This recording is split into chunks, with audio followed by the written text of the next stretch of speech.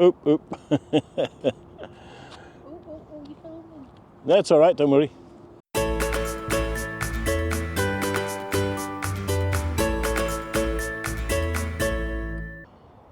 Everton Park. I've been here many times before, and it is a wonderful place to get a panoramic view over the city from the docks in the north end, Everton's new stadium,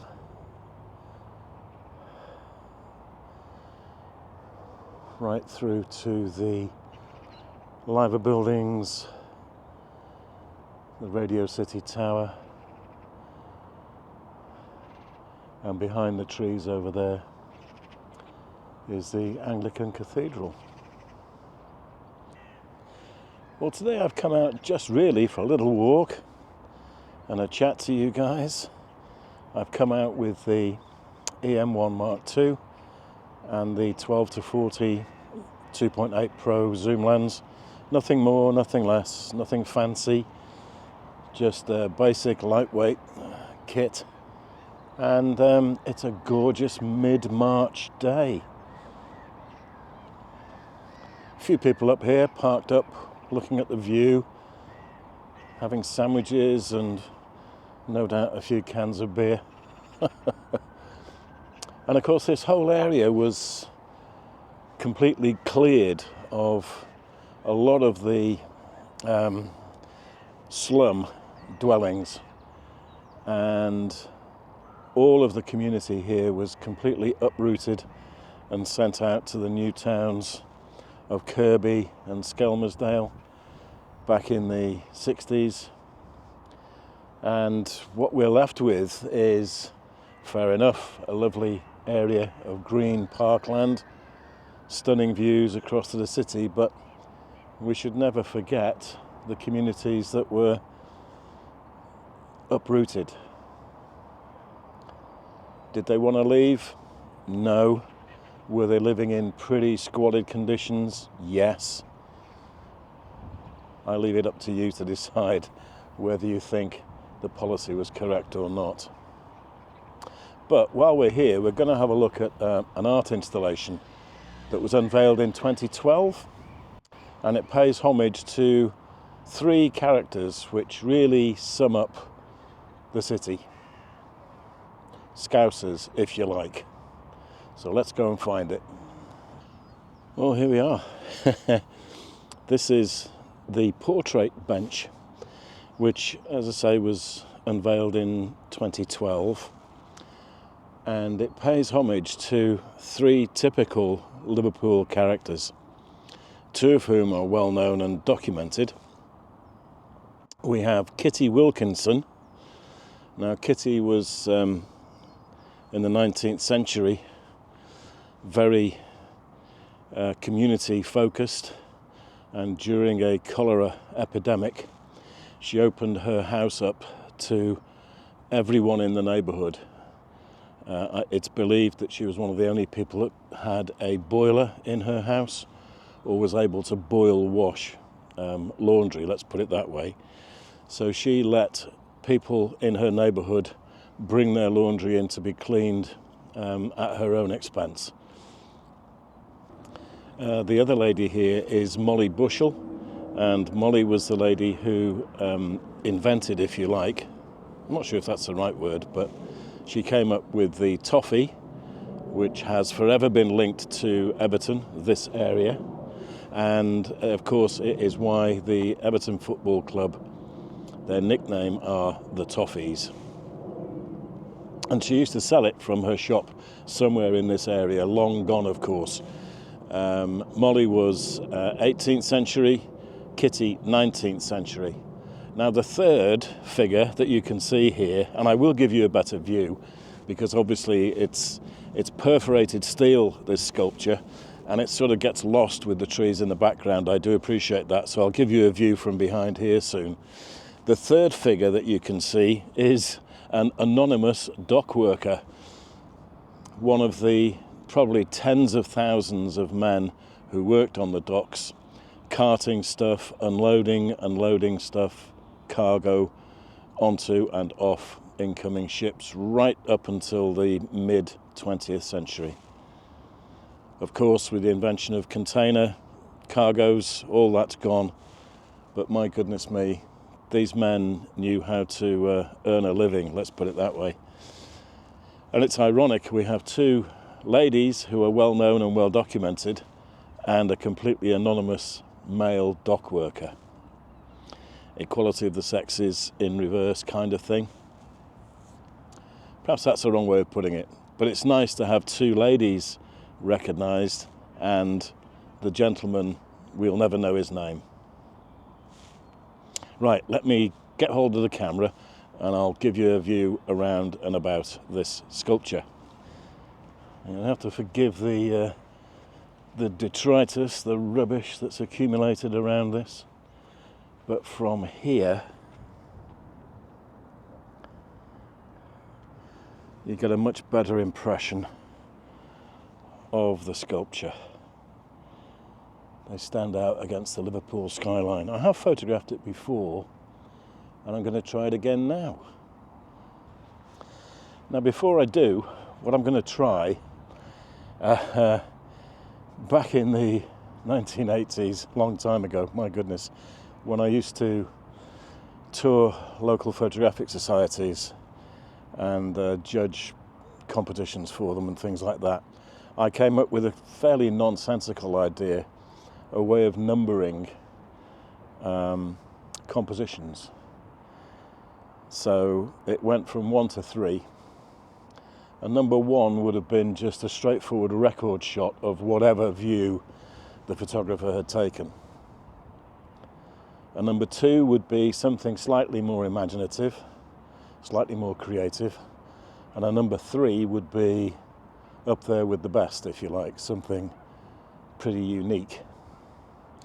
So we're going to try and illustrate that with 3 different photographs of this sculpture now. So this side has to be the best side to photograph this sculpture from. And what I want to try and do is to eliminate as much of the background as I possibly can. So let's see what we can get here. That's all 3 figures in the shot. Now maybe I wouldn't categorise this as a number 1 effort, because I have at least made the effort to get down low and eliminate some of the background. Let me do a number 1, which would be a straightforward shot from here. The figures cut in half with the background there. So that would be a number 1. And now let me try something more creative. What I do like about this, of course, is that the steel, apparently it's the same sort of steel that's used in the manufacture of the Angel of the North, a very famous public art installation up in the northeast. So it's the same steel, and it's beautifully rusted. There's a lovely texture to it as well. Fantastic colouring. So let's see what we can do with our gentleman friend here.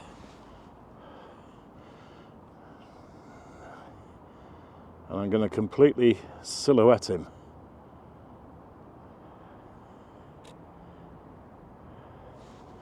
Let's try a vertical one of you as well, but I don't want the background in.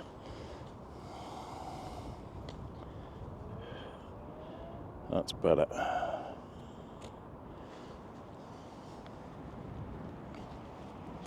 I mustn't leave the ladies out.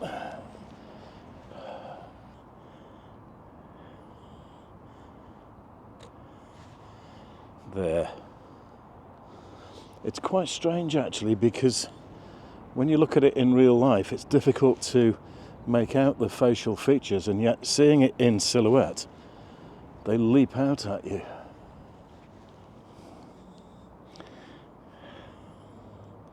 You'll see what I mean when I show you these images. They are going to need cropping, and they will need a little bit of work doing to them, but at least I've got something vaguely reminding me of a creative number 3 kind of shot. Now I'm going to do a real close-up here.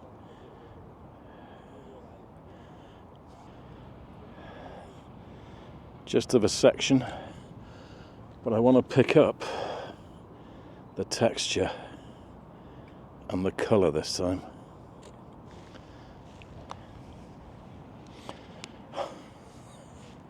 There we are. Will I have succeeded? I do not know. It's a Saturday, and clearly Liverpool are playing at home today in Anfield, and there are lots of supporters walking past in the background. So apologies if you heard any ripe language. I don't think there was any, but I just got some funny looks as they went walking past. Anyway, let's move on. So as a very naive 20-something photographic judge, very much in inverted commas, that sort of classification system of mine from 1 to 3 was really very short-lived, but nevertheless the intention behind it still holds good. I think if you identify a subject like the portrait bench figures back there, the first reaction is quite often just to take a shot from either side in that case. And you need to think about your photographic eye and try and work out what it is about the subject that attracted you in the first place, and then move around it and try and interpret it in different ways, more imaginative ways, because doing that will improve your photography no end. It's quite amazing, really. I'm walking down the slope from the park, and we're heading down to one of the main roads into town again now. And this would have been street upon street of Victorian terrace houses. In fact, this was home to the steepest street in Liverpool at one time. All gone. You'd never guess for 1 second the community that used to live here in these long forgotten houses. Anyway, we're nearly back down at the bottom of the slope, so we are going to see if I can capture anything else before heading home. I'm just going to spin the camera around and show you this sort of amphitheatre of steps.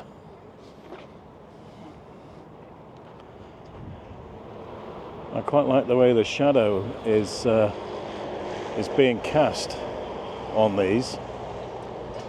So we're going to try a couple of shots now and see what you think of these. Born in Liverpool, down by the docks, my religion was Catholic, occupation hard knock. Stealing from lorries, oh I was adept. Under old overcoats each night I slept. In my Liverpool home, in my Liverpool home, we speak with an accent exceedingly rare. Meet under a statue exceedingly bare. If you want a cathedral, we've got one to spare. In my Liverpool home. When I was young I met Molly McCann. She said, you're not much, but I'm needing a man. She wanted 6 kids and a house out in Speke. Spirit was willing, but the flesh it was weak. In my Liverpool home, in my Liverpool home, we speak with an accent exceedingly rare. Meet under a statue exceedingly bare. If you want a cathedral, we've got one to spare. In my Liverpool home. Well, there you go. Pretty short video this time, I appreciate that.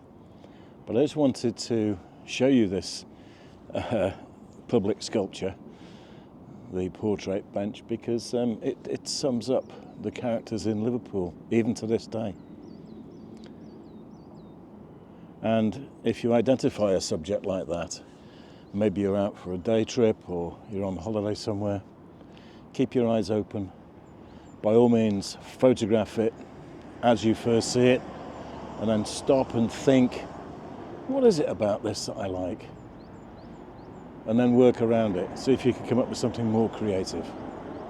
Don't worry about my stupid 1, 2, 3 rule. Just do your own thing, but try and be a little bit imaginative. Your photography will improve as a result.